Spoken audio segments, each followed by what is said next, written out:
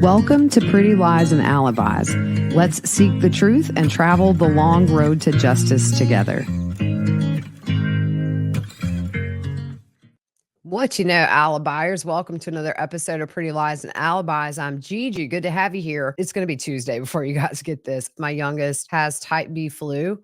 And it's one of those where came on fast and furious, spiking these huge fevers. We were at the doctor this afternoon and then just took care of her this evening. Mommy mode first. I got to take care of my babies while they'll still let me. If you are watching on YouTube, don't forget to hit that like button, subscribe to the channel if you haven't already. If you want notifications anytime I post new content, you can hit that bell. It'll let you know as soon as new things upload. If you follow the Dan Markel case and also watched the Charlie Adelson trial, Donna Adelson, she was arrested at the Miami-Dade airport. Kind of interesting because on those wiretaps, if you followed that case, they talked about this. We don't know what she's been charged with as of the time I hit record on this. We know there's no bail set right now. She'll have to be extradited. She was caught in Miami. She'll have to go back to Tallahassee. I have to tell you guys a really quick funny story with my Grammy over the weekend.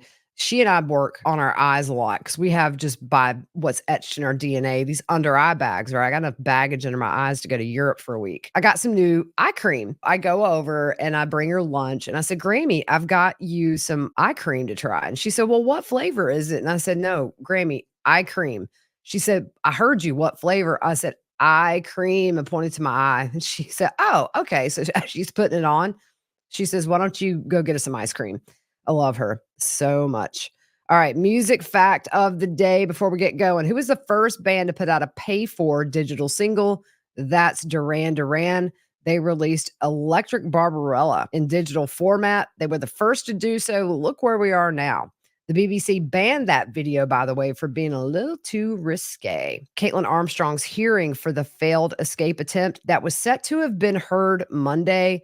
They've now delayed that till December 4th. We were talking about this bicycling.com article about Mo on Friday's episode, and I want to finish that up tonight. It's kind of brief. Her mom starts talking about little things that Mo loved. When Cash took Mo's suitcase to her parents, she was able to give them insight into specific little things that Mo loved, like her favorite sweatshirt. Also, there was some face wash that was made locally there in Vermont that she loved and was going to approach them to see if they wanted to be a sponsor. And her mom said that she still uses Mo's reusable toothpaste tube. And she said every morning when she squeezes her toothpaste out, she thinks of her daughter and how little things like reusable toothpaste tubes showed Mo's commitment to being eco-friendly. And she said just collectively show who Mo really was. After the murders, Cash found herself Googling Mo's name every morning to just see what was being said, either about the murder or also about this connection with Colin and all that. Eventually, she learned to avoid certain websites. They were a little too gossipy. In the wake of this terrible tragedy, Mo's family established the Mariah Wilson Foundation. If you're on YouTube, you can see here I have the foundation pulled up. It's a great website to go look and see some photos I haven't seen of Mo, just always smiling. The mission of this is to promote healthy living and community building by supporting organizations dedicated to expanding access to recreation, sports, and educational programs. What's neat about this website is they incorporated something that Mo did. It was called Mail from Mo, a weekly newsletter update where she was talking about the upcoming things she had going on or her experiences with different things. It's really just so very sad to flip through because she got 5 posts in. The last one being April 29th of 2022. Her dad, Eric Wilson, is the president of this, and her brother, Matt Wilson, is the vice president. What a handsome young man. I highly recommend that you go read these little blogs. It really gives a lot of insight into her. I found these 2 photos on Mo's Instagram, which is still up and active. The photo on the left is cute little Mo, and on the right, obviously, is big girl Mo. If you look on the left, the mountain bike that she has is Specialized. And what's neat about that, that would go on to be who would sponsor her when she went pro. On the website, they have that featured newsletter, and her first entry starts with welcome. Friends, families, sponsors, fellow racers, and whoever else may find their way here. Welcome to my newsletter. Gravel racing has already kicked off here in California, and it has me dreaming of the rest of the season. Traveling to new places, meeting people, racing new races, and learning more about this sport and myself, and where in the world I want to go with it. With this newsletter, I've created a space where I can peel back the layers a bit, where I can reflect and share insights about my experiences, the connections I make, and things I learn.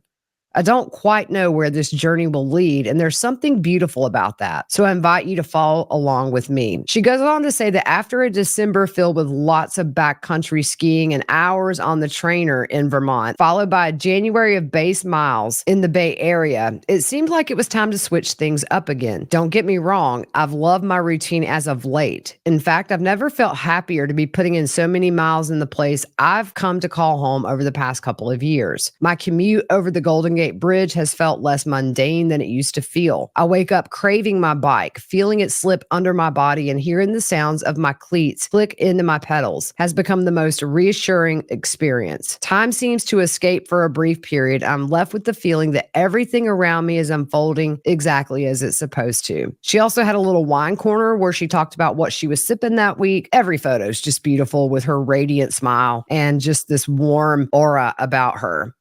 She also had a schedule where she listed her upcoming races. It was the 2022 calendar. She had raced in 2 races before she was murdered, and on her calendar were 11 yet to go. In the second newsletter, she talks about staying out in the cold for hours just to cheer on the person in last place of a race that she was in.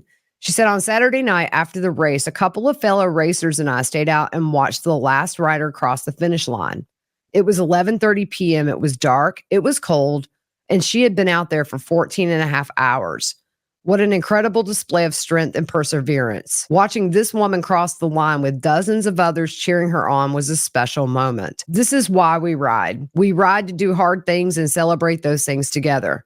My race may have looked a lot different than this woman's, but there are threads of similarity in our journey. This right here is what Bobby was talking about: togetherness and community, connection and belonging. Let's move on to day 7. I was thinking Kaitlin really didn't plan her escape too well. She ran to a country that has an extradition treaty with the United States. She's traveled extensively all over the world. Why didn't she go somewhere that didn't have an extradition treaty? Glad she didn't, but it goes to show you she did not think any of this through. Back on the stand was David Portnoy, who does the digital forensics. Colin didn't have any apps that share your location on his phone, so the information that Kaitlin saw pretty much came from the fact that she was able to log into his accounts. March of 2021, they show that photo of a woman in her bra that was saved to Colin's phone. Kaitlin's phone on November 7th, 2021, she texts somebody named Kyle who asks her, "How's that thing working out?" Kaitlin responds, "Today is his birthday and he's home with a 24-year-old who may have moved to Austin, and I'm in Tulum alone, practicing sound healing, teaching some, meditating, heading to get a massage now and to the Temazcal ceremony for rebirth and detox." A Temazcal ceremony is kind of like going into a sauna, but it's done with a Native American there doing chants and kind of invigorating your senses and things like that. You can Google it. January of 2022, they show a picture of Kaitlin at the gun range, and it's from behind, and she's kind of in a firing stance aimed towards the target. She also sent that photo to Kyle, who asked her, how did that work out? May 1st, Kaitlin looked at 30 pictures of Mo on Instagram. They also found a photo on her phone. It was a screenshot taken of her flight to Phoenix on May 2nd. This is when she flew out there to drive back with Colin to Austin shortly before the murder. I found some videos on YouTube this weekend. One of those is a ride with Colin. And it's when he's out in California doing this month-long training that she did not go to. On May 10th of 2022, Mo gets a text from United Airlines about her flight to Austin. She left around 1:30 that afternoon. The witness also ran a Cellbrite extraction on Mo's iPhone at 4:19 p.m. on the day of the murder. Mo uploaded some photos onto Google Drive for Colin at his request. They texted about it, and she told him, "Just dropped some. Let me know if these work." At 8:37 p.m., shortly after Colin dropped her off at Cash's apartment, she was very active on her phone. She used Google Drive. She checked her email. She was on Instagram. And at 9:13 p.m., just 2 minutes before those shots are heard on that surveillance video, she was on a text app. Kaitlin's iPhone powers off that evening at 7:30 p.m. and then boots back up at 9:47 p.m. Colin's iPhone at 4:24 p.m. on the day of the murder picks up a call from Kaitlin. They talk for 3 minutes and 4 seconds. 6:24 p.m., Kaitlin calls. He doesn't answer. Colin also received a call from someone at 9:07. The duration of that call is right at 9 minutes. That puts him on the phone at the time Mo was murdered, and we know from the data location he was at their home. What was blocked on Colin's phone? Well, Mo's email address was blocked, as well as 98 other contacts. He was texting Mo with her name stored as that Christine Walls, which he testified to on the stand he did to not poke the bear, and the bear being Kaitlin. Moving on to the location information for Mo and Colin's phones. The accuracy of those is usually around 35 meters. On cross, they asked the witness if he knows about the bikini picture, and he says he doesn't know much at all about the case in general. He says he can't tell if Caitlin's phone was powered off by the user or not. You know, if your battery dies, it powers off. He's asked from prior testimony about the data from Caitlin's Jeep, which shows her crossing over people's lawns. The witness says he's not an expert in GPS, and the company Garmin, which was the brand that infotainment center was, might have better insight. But he said he hasn't seen any errors in the data that really stands out to him. And those things can happen if somebody goes around a curve a little quickly. It might show you going in somebody's yard when you really didn't. The defense points out it's not a foolproof system, and he says nothing is, but it's reliable. They ask if the data was manipulated to get a desired result. He said no. He said that the confirmation on the surveillance video showing her Jeep in the area around those times, and also information they got from the infotainment center that showed her movements in the Jeep, that's how they were able to put together that animated video they showed the jurors. They really just validate each other. He's asked if he can say that Kaitlin was the one driving at the time, and of course, he's like, nope, can't do it.